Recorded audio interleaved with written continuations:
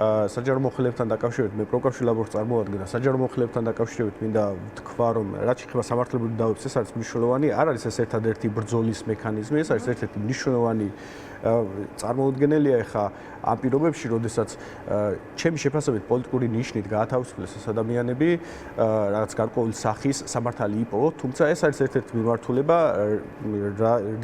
რა მიმართულებითაც ბრძოლა აუცილებლად უნდა გააგრძელოს საჯარო მოხელებებმა და აი საჯარო მოხელებებთან მიმართებაში ხო დღეს საქართველოში დღეს კი ზოგადად პროფესიონალი საჯარო მოხელის ჩამოყალიბებას გარკვეული სახის წლები ჭირდება მას ეს მარტივი არ არის ხო და ეხლა ადამიანები რომლებიც ითხოვდნენ დემოკრატიულ პროცესებს და ითხოვენ ამ ქვეყნის კონსტიტუციის დაცვას და ამის გამო როდესაც ათავისუფლებენ ეს ჩვენ ამ წრიდან ვერ გამოვედით ეს ხო პირველი შემთხვევა არ არის ჩვენ ქვეყანაში ხო ეს ხო მუდამ ხდება და განსაკუთრებით საჯარო მოხელეებში და საჯარო მოხელეებს ხშირად იყენებენ ხოლმე რეპრესიებისთვის ან მათ წინააღმდეგ ან მათი მეშვეობით საზოგადოების პროტესტად ესე ვთქვათ პროტესტით განწყობილი ჯგუფების წინააღმდეგ.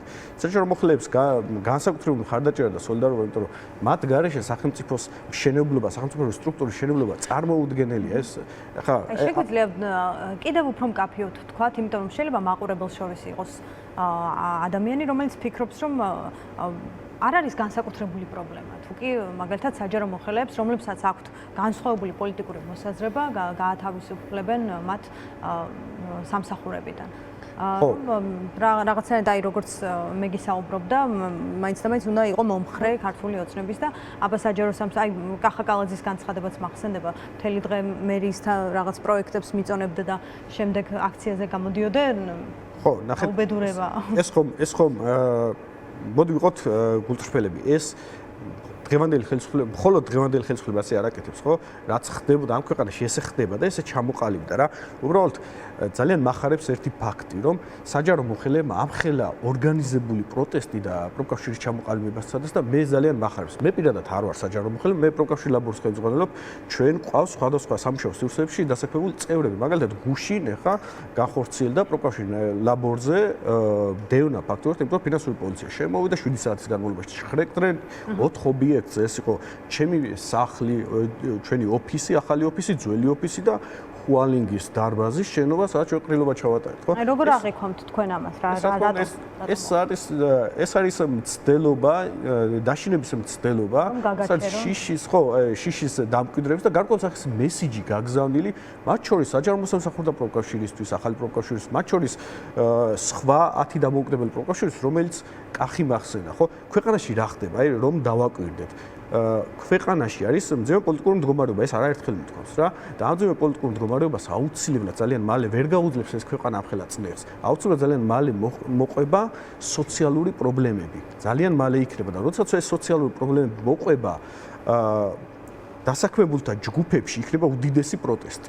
და უკვე დიდი ხანია ემზადებიან და ემზადებიან იმისთვის, რომ ამ სოციალურ პროტესტში ისეთი პროკავშირები, როგორც საჯარო მოსამსახურეთა პროკავშირი, როგორც ლაბორია, როგორც ის დანარჩენი 10 დამოუკიდებელი პროკავშირი არ მოხვდეს, ესე ვთქვათ, პროტესტის ეპიცენტრში, იმიტომ რომ ამ ადამიანებს არანაირი ანგარიშვალდებულება არც პოლიტიკურ პარტიებთან, არც რომელიმე ბიზნესთან, არც ხელისუფლების რომელიმე წარმოქმნით არ გააჩნია. ისინი არიან დამოუკიდებლები და შესაბამისად, ვერავინ ვერ მართავს მათ გარდა დასაქმებულებისა, რომელსაც ექნებათ პროტესტი. და აი მაგალითისთვის ახლა ჩვენ შემთხვევაში, ხო, პროკავშირ ლაბორის შემთხვევაში, ჩვენ რამოდენიმე გაფიცვის ორგანიზატორები ან თანაორგანიზატორები ვართ. ბოლო იყო Evolution-ში, ხო, Evolution Georgia და თქვენ გახსოვთ, იქ ძალიან ცუდად ჩაერია, როგორ იქ რაღაც ზონდერ ჯგუფები მოაბილიზეს და აი ამ ზონდერ ჯგუფების როცა გამოჩნდნენ იქ ზონდერ ჯგუფები, მაგის შემდეგ იგივე ადამიანები ჩვენმა წევრებმა იცნეს რუსთაველზე, როდესაც ადამიანებს დაასდევდნენ ნიღბებით, იგივე ადამიანები იცნეს.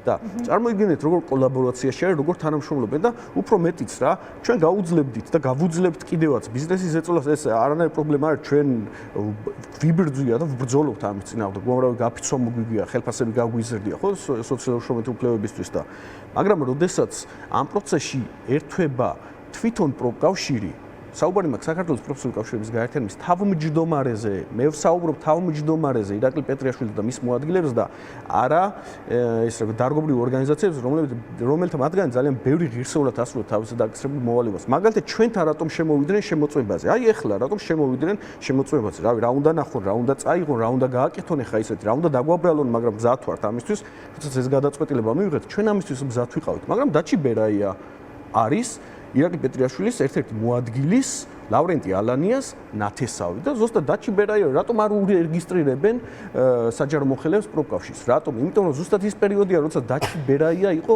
იუსტიციის მინისტრის მოადგილე და რატომ შემოვიდნენ ახლა შემოწმებაზე დაჩი ბერაია გახდა ფინანსური პოლიციის ხელმძღვანელი. ამიტომ ნახეთ რა ხდება და ეს ბმა არის. იმიტომ უნდათ ბელის მოსუფთავება, სოციალური პრობლემებისგან გათავისუფლება, იმიტომ რომ ეს პროტესტი აუცილებლად იქნება და ამ სოციალურ პროტესტში ხელს უწყობენ, რომ მოხვდეს პროფესიული კავშირების გაერთიანების თავმჯდომარე ირაკლი პეტრიაშვილი, რომელიც ჩაახშობს ამ პროტესტებს.